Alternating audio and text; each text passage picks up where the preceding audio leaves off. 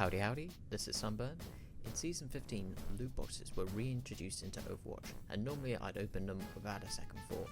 This season, however, I thought I'd save them up and try and maximise the amount of unique items I could collect by using my credits before opening any boxes. Now that the start of Season 18 looms, let's tally how many loot boxes I was able to collect. So, there was 3 loot boxes available each week as part of weekly challenges. Over the 9-week season gives us 27.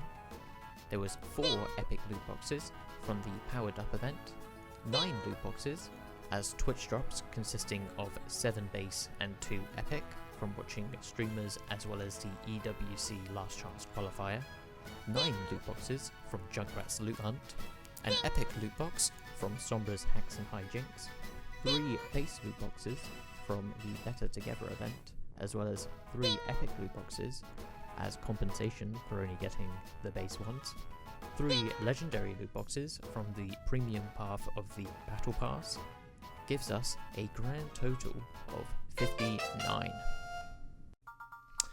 Alright, so I thought I'd use this loot box opening in the background to talk about my thoughts about Season 17. So first of all, we got a new map, Artless.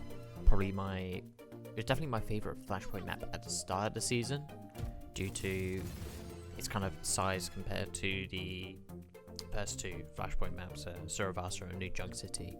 But as you go into the mid-season and with the reworks, I feel like it kind of fell off a bit, as the flanks feel like you don't really get a lot from them. They just kind of feel like useless corridors, personally. We got map voting, which is very good. I think I can count on like one hand the amount of times I've had to play Circuit and Havana, which makes me very happy.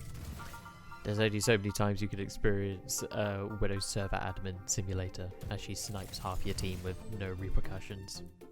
There was the G.I. Joe collab, which couldn't really give a donkey's about, as I have like no connection to the IP, especially as it's called Action Man over here. I mean, the skins look cool, but I just didn't know who they were. Stadium. We got 3 new Stadium heroes. Sigma, I absolutely love. He's my favorite tank. I've made it to All-Star 3 playing him. He suffers a lot from the same pitfalls as Junker Queen, I feel, where they can have an advantage if they just kind of pick the right heroes and the right build combo. Anything that just kind of gets in your face kind of stops you from playing the game.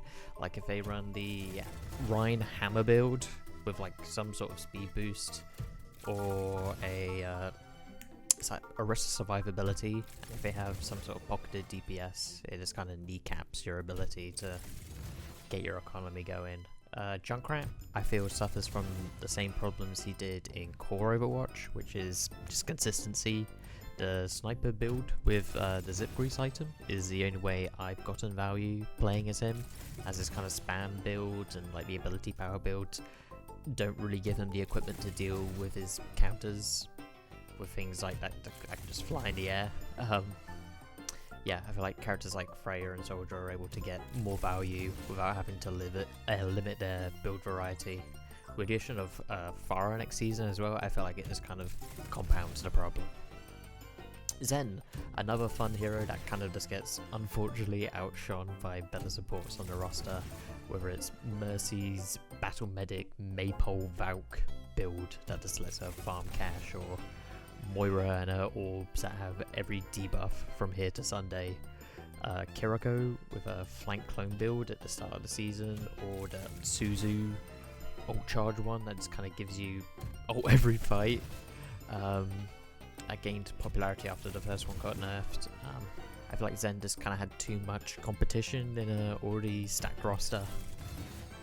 They announced big story plans. There was, I believe, a live stream between some content creators and devs where Aaron Keller brought up that they plan to return to the Overwatch story.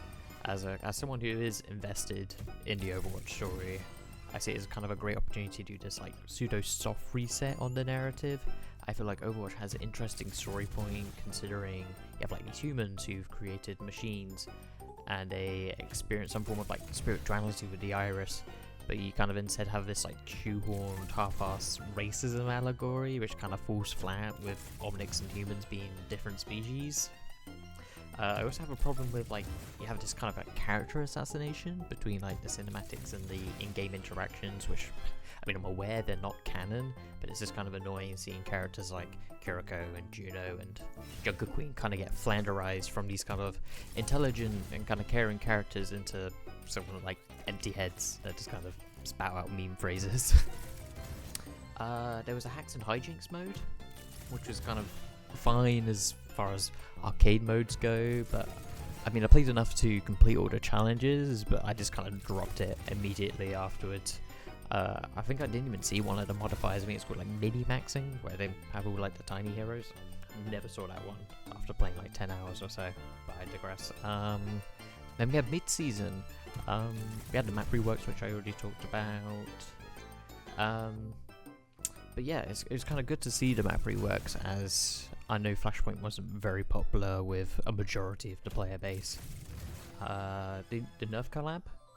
This was actually a collab I could get behind. I think being able to like run onto the battlefield with toy guns will never fail to make me smile. My only gripe is that there was no tank hero. I feel like Malga would have been really cool if he was like running around with two of the like the Vulcan LMGs. Oh, that would have been cherry on the cake.